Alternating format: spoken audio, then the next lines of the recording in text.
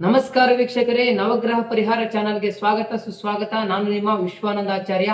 ನಾವು ಭಯ ಹುಟ್ಟಿಸುವ ಜ್ಯೋತಿಷಗಾರರಲ್ಲ. ಶಾಸ್ತ್ರದ ಆಧಾರದ ಮೇಲೆ ಸರಳ ಮತ್ತು ಪ್ರಾಮಾಣಿಕ ಮಾರ್ಗದರ್ಶನ ನೀಡುತ್ತೇನೆ.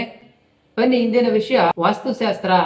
ಮನೆ ಕಟ್ಟಲು ಲಕ್ಷಾಂತರ ರೂಪಾಯಿ ಖರ್ಚು ಮಾಡ್ತೀರಿ, ಆದ್ರೆ ಈ ಒಂದು ಸಣ್ಣ ತಪ್ಪಿನಿಂದ ಮನೆ ಆಯ ಹದಗೆಟ್ಟಿರುತ್ತೆ. ವಾಸ್ತುಶಾಸ್ತ್ರದ ಪ್ರಕಾರ ಈ ತಪ್ಪುಗಳು ಮಾಡಲೇಬಾರದು.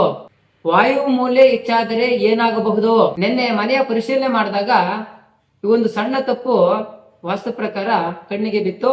ಅನೇಕ ಮನೆಗಳಲ್ಲಿ ಈ ರೀತಿಯ ವಿನ್ಯಾಸದಲ್ಲಿ ತಪ್ಪುಗಳನ್ನು ಮಾಡ್ತಕ್ಕಂಥದ್ದು. ವಾಸ್ತುಶಾಸ್ತ್ರದ ಪ್ರಕಾರ ಇದರ ಪರಿಣಾಮ ಏನೋ, ಅದನ್ನ ಹೇಗೆ ಸರಿಪಡಿಸಿಕೊಳ್ಳಬಹುದು ಅಂತ ಈ ವಿಡಿಯೋದಲ್ಲಿ ನೋಡೋಣ.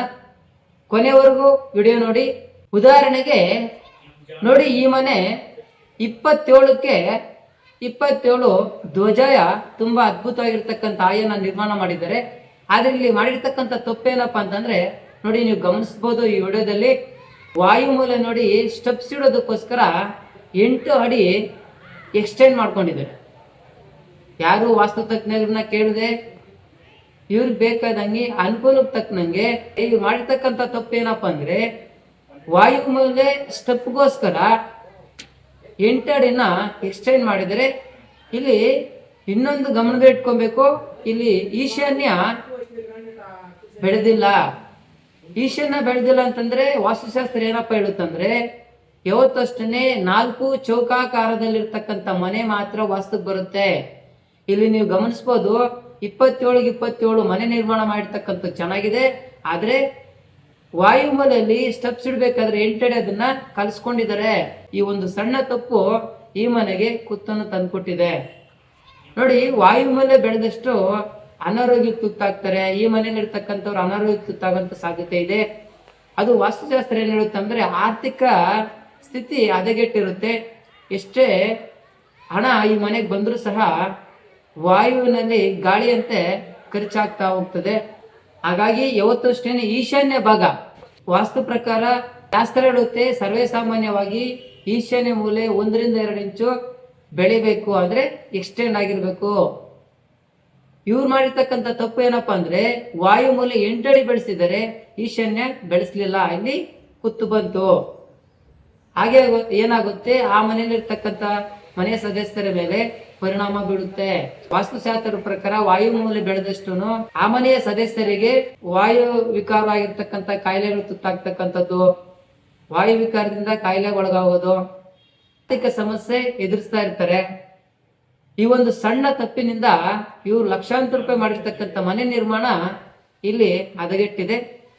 ಒಮ್ಮೆ ಮನೆ ಕಟ್ಟಿದ ನಂತರ ನೀವು ಯಾವುದೇ ಬದಲಾವಣೆಗಳು ಮಾಡ್ಕೊಬೇಕಾದ್ರೆ ಅಥವಾ ಎಕ್ಸ್ಟೆಂಡ್ ಮಾಡ್ಬೇಕಾದ್ರೆ, ಒಂದು ಶೌಚಾಲಯವನೋ ಅಥವಾ ಮೆಟ್ಟಿಲು, ಬೇರೆ ಯಾವುದೇ ಒಂದು ಮನೆ ನಿರ್ಮಾಣ ನಂತರ ನೀವು ಯಾವುದೇ ಒಂದು ಬದಲಾವಣೆಗಳು ಮಾಡ್ಕೊಬೇಕಾದ್ರೆ ನಿಮ್ಮ ಹತ್ತಿರದ ವಾಸ್ತು ತಜ್ಞರನ್ನ ಭೇಟಿ ಮಾಡಿ ಅವರ ಮಾರ್ಗದರ್ಶನದಂತೆ ನಿರ್ಮಾಣ ಮಾಡಿದ್ದೆ ಆದ್ರೆ ಯಾವುದೇ ಸಮಸ್ಯೆಗಳು ಉದ್ಭವ ಆಗೋದಿಲ್ಲ.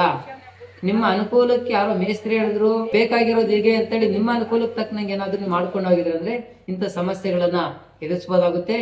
ಒಂದು ವಿಶೇಷವಾಗಿ ವಿಡಿಯೋದಲ್ಲಿ ಗಮನಿಸ್ತಾ ಇರ್ಬೋದು, ನೋಡಿ, ಮನೆಯ ಮುಖ್ಯ ದ್ವಾರ ನೇರವಾಗಿ ಸಂಪಿಡಬೇಕು ಅಥವಾ ಅದನ್ನ ತಪ್ಪಿಸಿಡ್ಬೇಕು. ಇಲ್ಲೇನಾಗ್ತಿದೆ ಅಂತಂದ್ರೆ, ಮನೆಯ ಮುಖ್ಯ ದ್ವಾರ ಮತ್ತೆ ಗೋಡೆಗೆ ಸೆಂಟ್ರಲ್ಲಿ ಕುತ್ತು ಬರುವ ರೀತಿಯಲ್ಲಿ ಸಂಪನ್ನು ನಿರ್ಮಾಣ ಮಾಡಿದರೆ ಇದು ಒಂದು ದೊಡ್ಡ ತಪ್ಪೆ ಅಂತ ಹೇಳ್ಬೋದು. ಯಾಕಂದ್ರೆ ಯಾವುದೇ ನಿಮ್ಮ ಮನೆಗಳಿಗೆ ಎದುರು ಜವಾಬು ಅಂತಾರೆ, ಅಂದ್ರೆ ಎದುರಕ್ಕೆ ನೇರಕ್ಕೆ ನೇರ ಶಾಸ್ತ್ರದ ಪ್ರಕಾರ ಕ್ರಮಬದ್ಧವಾಗಿ ನಿಯಮಬದ್ಧವಾಗಿ ನಿಮ್ಮ ಮನೆ ನಿರ್ಮಾಣ ಮಾಡಿದ್ದೆ ಆದ್ರೆ ನಿಮ್ಮ ಮನೆಯಲ್ಲಿ ಸುಖ ಸಮೃದ್ಧಿ ಸಂತೋಷ ಎಲ್ಲ ಚೆನ್ನಾಗಿರುತ್ತೆ. ಸಣ್ಣ ಪುಟ್ಟ ತಪ್ಪುಗಳಿಂದ ಲಕ್ಷಾಂತರ ರೂಪಾಯಿ ಖರ್ಚು ಮಾಡಿರ್ತಕ್ಕಂಥ ನಿಮ್ಮ ಮನೆಗೆ ಬೆಲೆ ಇಲ್ದಿರ ಅಲ್ಲಿ ಒಂದು ಸುಖ ಸಮೃದ್ಧಿ ಹೊಂದಾಣಿಕೆ ಕೊರತೆ ಉಂಟಾಗಿ ಸಮಸ್ಯೆಗಳು ಎದುರಿಸ್ತಾ ಇರ್ತೀರಾ. ದಯವಿಟ್ಟು ಇಂಥ ತಪ್ಪುಗಳು ಮಾಡಬೇಡಿ. ಕಾಮೆಂಟ್ ಮಾಡಿ ತಿಳಿಸಿ, ಪರಿಹಾರ ಕೊಡೋಣ. ಹಾಗಾಗಿ ಈ ಮನೆ 27ಕ್ಕೆ 27 ಇದ್ದಿದ್ದು 8 ಅಡಿ ಎಕ್ಸ್ಟೆಂಡ್ ಮಾಡಿ 35 ಆಯ್ತು.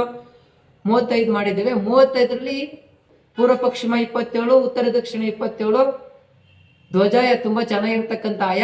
ಆದ್ರೆ 8 ಅಡಿ ಎಕ್ಸ್ಟೆಂಡ್ ಆಗಿರೋದ್ರಿಂದ ವಾಯು ಮೂಲೆ ಮಾತ್ರ 8 ಅಡಿ ಇದನ್ನ ಸೇರ್ಪಡೆ ಮಾಡಿದ್ದಾರೆ. ಹಾಗಾಗಿ ಈಶಾನ್ಯ ಖಾಲಿ ಇರೋದ್ರಿಂದ ಈಶಾನ್ಯದಲ್ಲೂ ಸಹ 27ಕ್ಕೆ 35 ಪೂರ್ಣ ಪ್ರಮಾಣವಾಗಿ ಒಟ್ಟಾರೆಯಾಗಿ ಮನೆ 27ಗೆ 35 ತುಂಬಾ ಅದ್ಭುತವಾಗಿರ್ತಕ್ಕಂಥ ಆಯ. ಈ ವಿಡಿಯೋ ಇಷ್ಟ ಆಗಿದ್ರೆ ಲೈಕ್ ಮಾಡಿ, ಶೇರ್ ಮಾಡಿ, ಕಾಮೆಂಟ್ ಮಾಡಿ, ನಮ್ಮ ಚಾನಲ್ ಅನ್ನು ಸಬ್ಸ್ಕ್ರೈಬ್ ಮಾಡಿ. ಮುಂದಿನ ಸಂಚಿಕೆಯಲ್ಲಿ ಪ್ರಕಾರ ಮನೆಗೆ ಯಾವ ರೀತಿ ಸ್ಟೆಪ್ಸ್ ಇಡಬೇಕು ತಿಳಿಯೋಣ. ಅಲ್ಲಿವರೆಗೂ ನಮಸ್ಕಾರ.